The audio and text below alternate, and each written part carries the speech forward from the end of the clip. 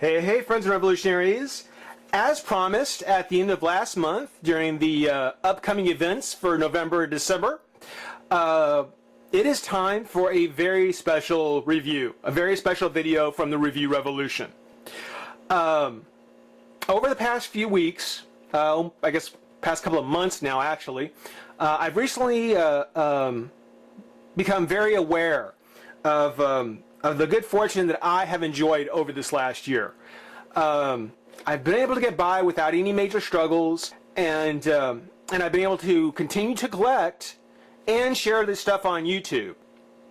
For some folks, particularly young children, especially for kids, with all the great stuff that has come out over this past year, you know, all the very cool things that I've been able to get and do reviews of, the Masters of the Universe stuff, for example, it's made me realize that there is something that I feel I should give back. I feel that, you know, I want to be able to help out in some way.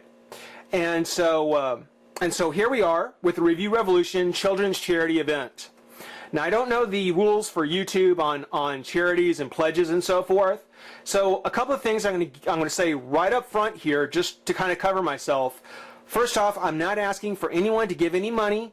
I'm not asking you to give to any particular charity at all.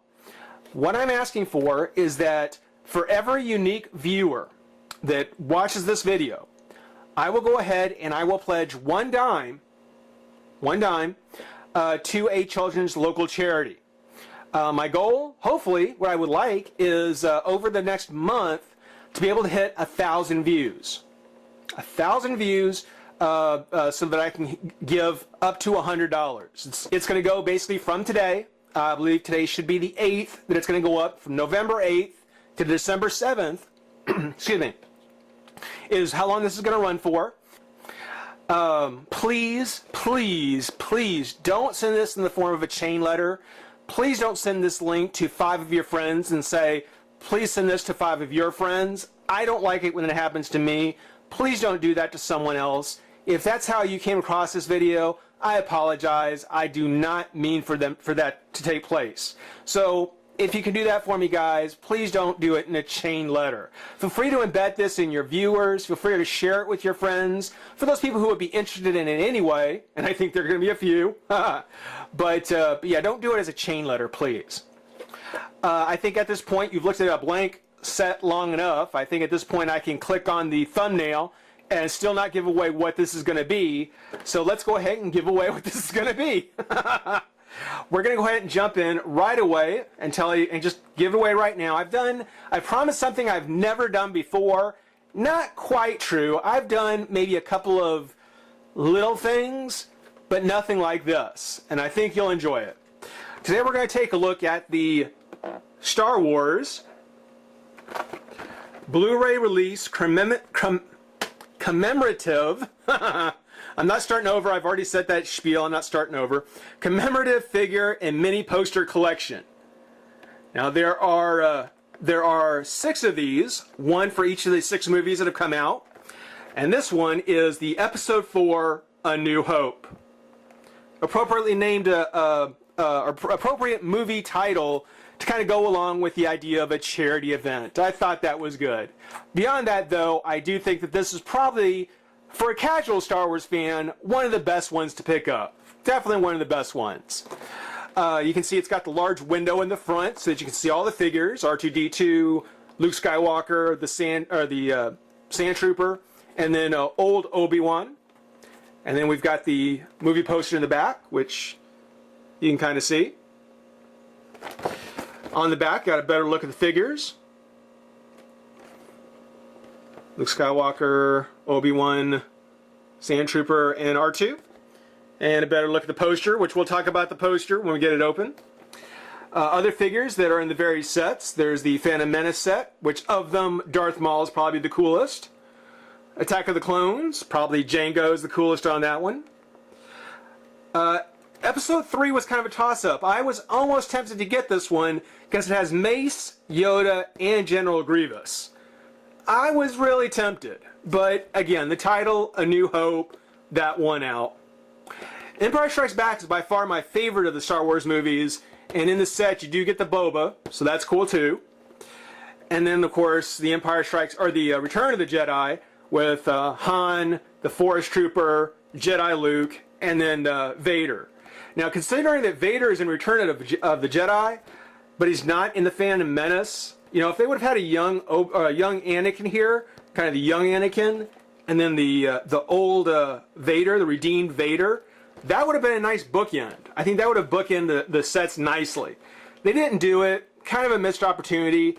The other thing here is that instead of Han, I mean, I know why you've got Han. You've got Leia. You know, you want to have a Han Solo to go with it. But rather than Han, I really think that the Emperor should have been in this set, because you've got Jedi Luke and Vader. The Emperor really would have kind of rounded out those three figures. And then the Trooper. Well, you know, you got the Forest Trooper, the Snow Trooper, 2 Clone Troopers, which that's a bit of a waste, and then the Trade Federation droid. You know, there is a throwaway figure for each of them. You know, keeping Han in here and putting in the Emperor would have been cool. Taking out one of these Clone Troopers and putting in a C-3PO to kind of go along with R2, that would have been cool too. But that's just me. Speaking of bookends, if you get all 6 figures, or all 6 packs I should say, they've got the nice spine art, which I haven't seen the Blu-ray set yet. I haven't gone to look for it. I don't know if it actually does do this. It'd be nice if this was actually how it looks on the spine of the Blu-ray, because that will look good on my shelf. I mean, I'd almost be willing to buy the boxes of these just because I think it would be a nice, you know, what is it, mosaic kind of thing, kind of a banner thing. I think that would be very cool. On the write-up for Episode 4, A New Hope, in case anybody doesn't know, Luke Skywalker is thrust into the Rebel Alliance's struggle against the evil Empire when he meets Obi-Wan Kenobi. As Obi-Wan begins Luke's Jedi training, they rescue Rebel leader Princess Leia from an Imperial space station. Obi-Wan faces his former apprentice Darth Vader, and Luke proves that the Force is strong with him when the Rebels attack the Empire's Death Star. Yeah? It's kind of sad to say, but that one paragraph, that pretty much wraps things up, you know? Kind of puts Han and Chewie out of the picture, but yeah, that's about right. That's about it. Kind of rambled on so far. Let's go ahead, pop the figures open, and have some fun. Be right back. Alright, so let's see if we can keep the video under 30 minutes, shall we? Very nice set. Very, very nice figures. I hope you guys enjoy it. Hope you know some people who will enjoy watching this. Pass it along to them if you think they do. But taking a look at what's inside the box, first off, we've got the commemorative poster, which is actually kind of nice. I mean, it's not really anything you couldn't do from your own printer if you wanted to. But it's actually something kind of neat to think about, that, you know, when you went to go see the movie originally back in 1977, this would be the poster they'd have on the theater, on display, with the tagline, "Long time ago in a galaxy far, far away." Actually, well, I'll talk about it here in a second. Of course, just to kind of give you an idea here, Star Wars, starring Mark Hamill, Harrison Ford, Carrie Fisher. Boy, who are those guys? That's what a lot of people probably thought at the time. Peter Cushing and Alec Guinness, people knew who they were. Written and directed by George Lucas, producer Gary Kurtz, and music by John Williams. Big, big names now. Big names now. But on the poster, I gotta say, the poster really, to me now, when I look at it, it's a bit of a bait and switch. I mean, when you look at it, you see Darth Vader here in the background, the villain. That's okay, that's good. That's fine. Vader's probably the most accurate to what we actually get in the movie is that picture of Vader. But here with the Death Star being attacked by the Rebel fleet, I mean, even in the special edition, I don't think they added this many ships to the fleet. I mean, that is a huge number of ships going after the Death Star. I don't remember that many. So that's a little bit more epic than it turned out to be. But also, when you look at kind of the picture here of Luke and Leia, which is a very iconic picture now. I mean, this is something where you look at any classic Star Wars art, and this is one of the things you'll probably see. And it's funny because it's kind of a romance novel poster or romance novel cover. Mark Hamill never wore his shirt open like this, you know, for ladies who were going to see Mark Hamill's chest, didn't happen. But also, for those of us who went to see Carrie Fisher's chest, yeah, she never had a shirt cut that low or showed that much leg. No, didn't happen. Did not happen. So between the epic spaceship battle and the romance novel cover, Star Wars was a bit of a bait and switch when it came to their movie poster. I mean, I still liked what we got. It was still a great movie, but yeah, the poster was a little bit more than what the movie actually delivered. Just a bit. With the figures, we'll go ahead and we'll start with one of the figures that's kind of the filler, the Stormtrooper.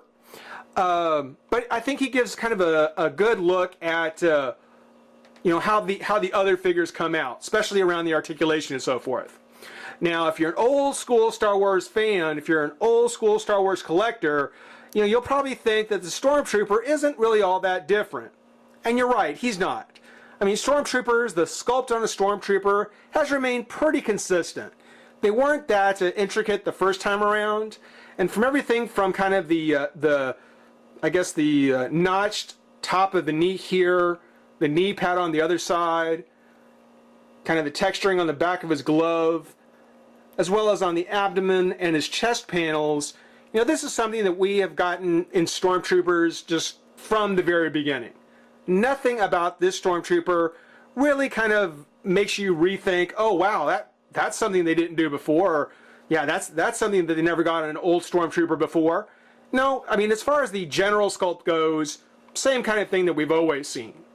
What they did do, though, is they did add a couple of things specifically for the Snow Trooper, or for the Sand Trooper, I should say.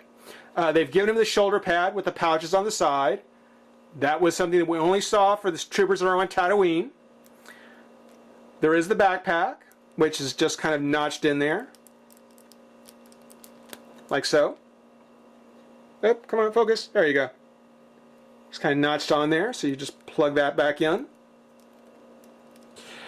They did go ahead and finally add on a belt, a Stormtrooper belt, with a holster that I will admit that is something that not all figures, not all Stormtroop figures have had.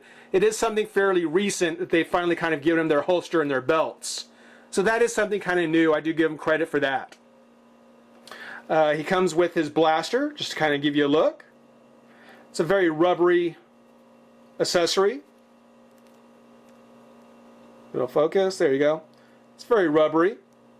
Twist and turn, bend. Not like the hard kind of piece that we got back in the day. It does, with a little coaxing, fit into his holster like so.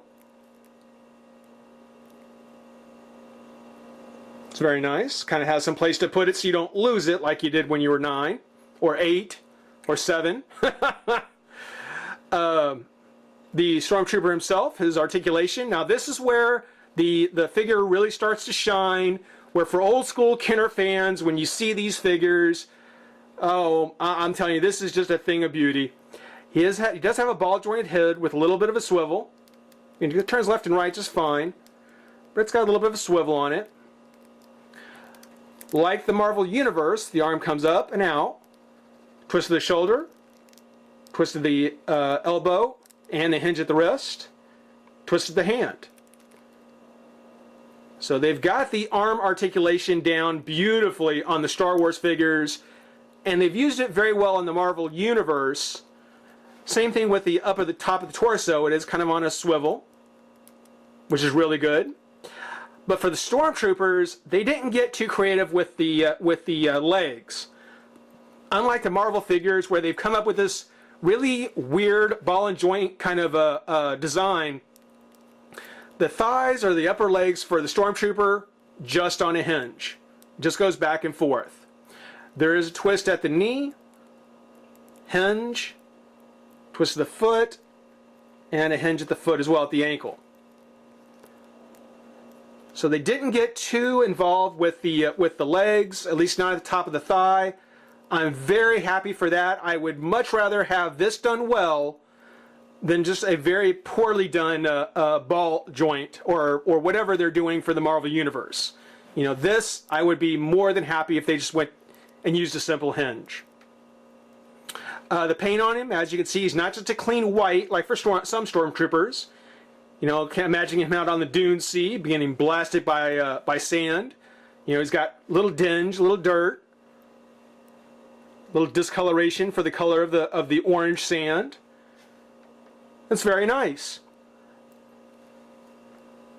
One thing you can do, if you were so inclined, you could go ahead and take off the backpack and the shoulder pad. And come up with pretty much a more regular Stormtrooper if you wanted to. But in either case, as a filler character, I'm very happy. I think the Stormtrooper is actually very nice. He does come with kind of this lance thingy. Not too sure about it. It's one of the things where it doesn't fit in his hand real well. So, you know, just to give you a look, he's got it, but yeah, it's kind of an unnecessary and not all that usable accessory for me. So I don't know. I'm not real keen on it. Next figure is going to be Luke, who I have to say, when it came to this set, there was no doubt about it. Luke was going to have to be in A New Hope. I mean, this Luke Skywalker from the first movie, from Tatooine, we were going to have to see him, you know, in his farm boy style.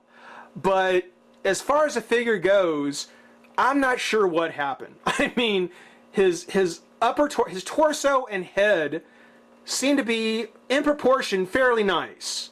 They seem to be okay. But the arms and legs seem to be way too small. So I know that they're trying to give the impression of a younger Luke, you know, from, you know, his early years when we first meet him. But as a figure goes, I just don't understand. I mean, it looks very weird. It looks very weird. He's got a very long torso, which you can kind of chalk up to, you know, he's wearing kind of the billowy robe outfit. You know, it's got, you know, a looser fit on it, sort of like on the sleeves.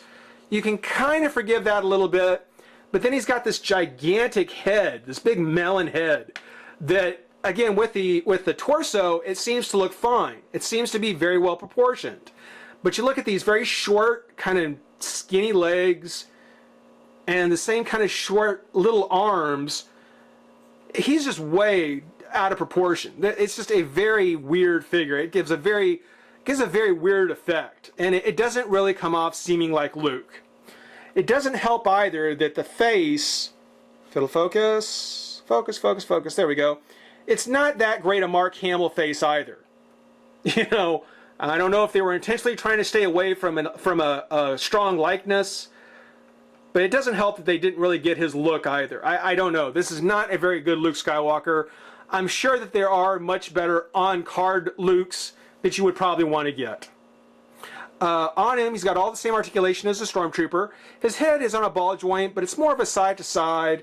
There's not really much in the way of a swivel on it. Arms come up and out, twist the elbow, hinge and hand. He's got a twist actually up at the top of his torso here above the belt, which actually lays quite nicely in there. But there's no crunch, there's no twist. The legs do come out here, and there's a split at the bottom of his shirt so that the leg can actually come open like so. It's a tricky thing, and it's done well enough here that I'm not going to complain.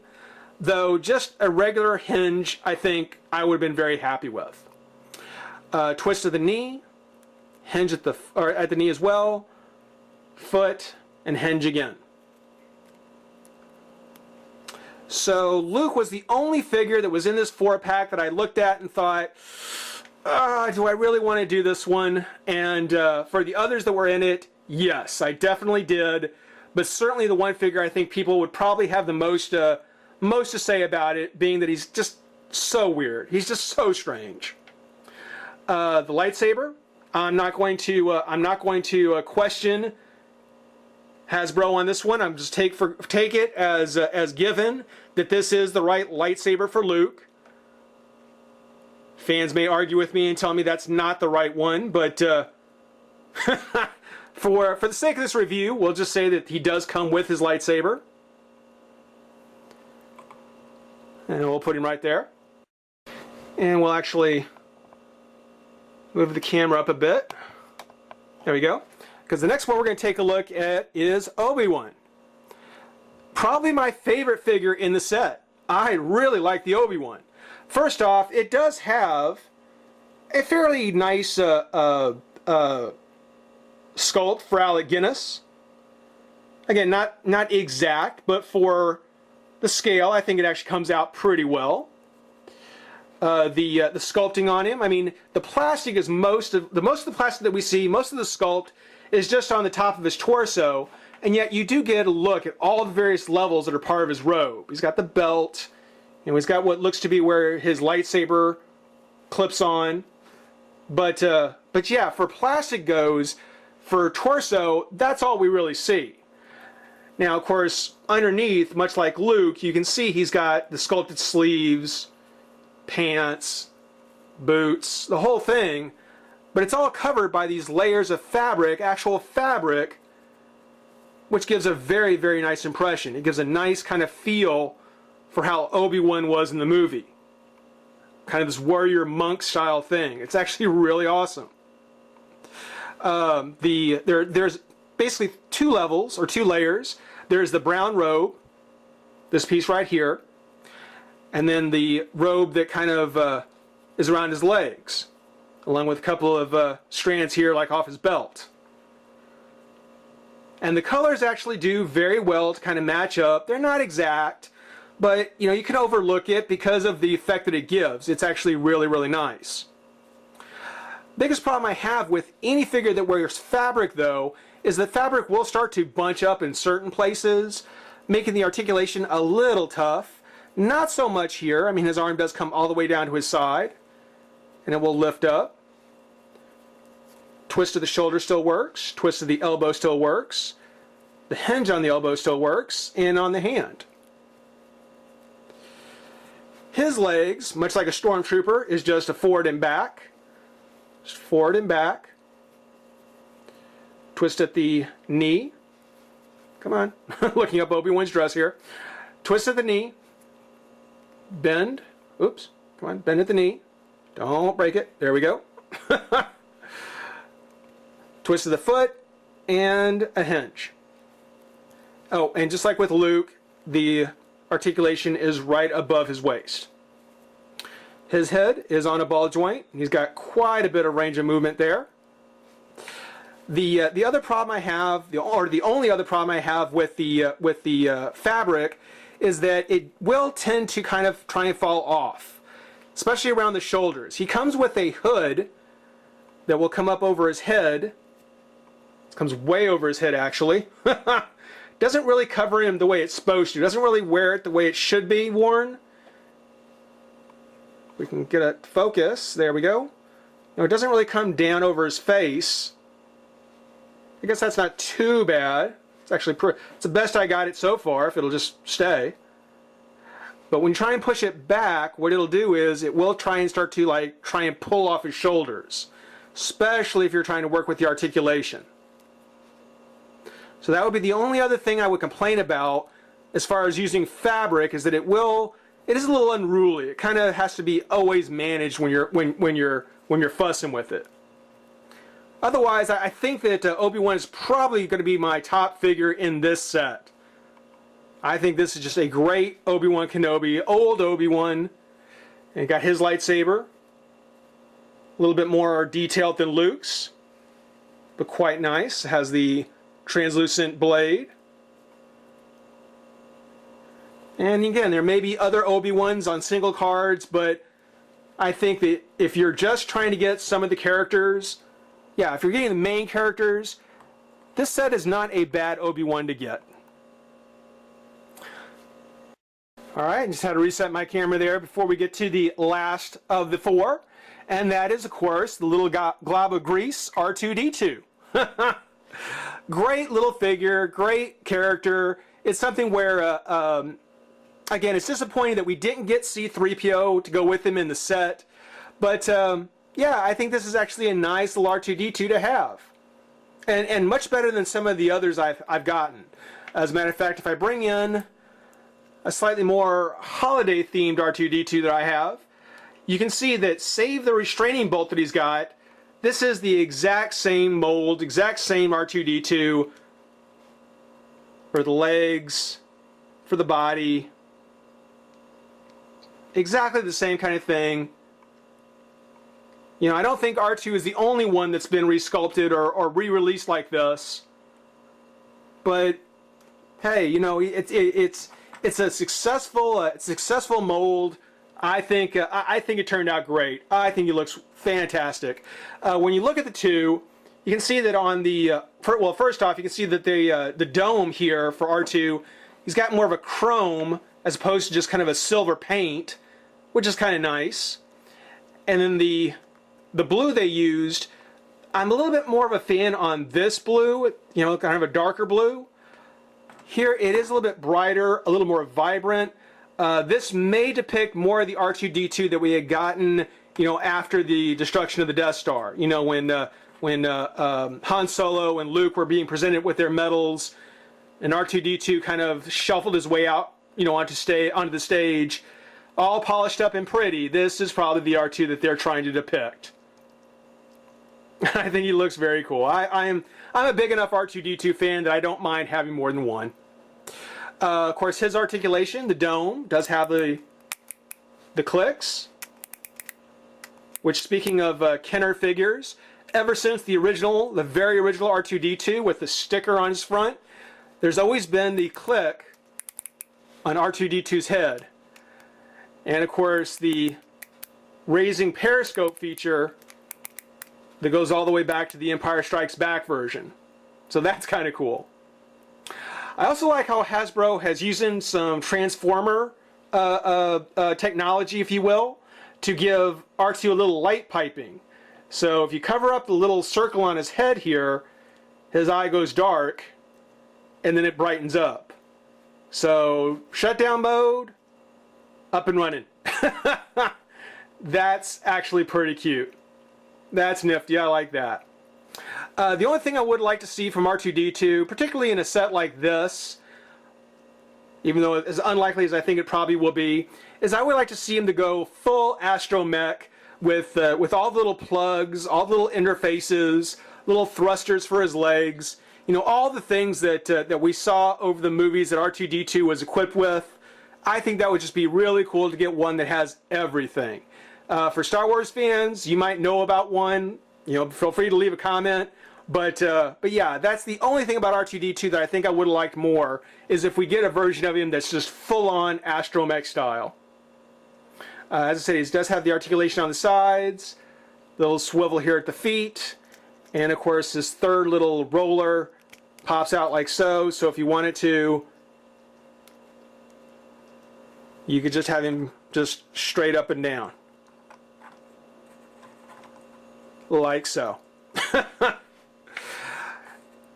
Guys, I hope you've enjoyed watching. For those of you who may not watch the channel regularly, and this was recommended to you for the charity benefit that it represents, I hope you've enjoyed it. For Star Wars fans, I hope you guys like what I've done here. I don't know if I'll be doing more Star Wars in the future. This was a very special reason to do it. But yeah, kind of think about it, guys. Think about the holidays. Think about what's happening with everyone, and if you can, you know, give a little something. Pass this video along. Trying to hit 1,000 views in 1 month. If we can do that in 1 month, $100 will be going to a local charity. So I certainly thank everybody for watching. For the rest of you guys, stick around. Gonna have some fun stuff coming up. Rate, comment, subscribe, join the revolution. You have a great day.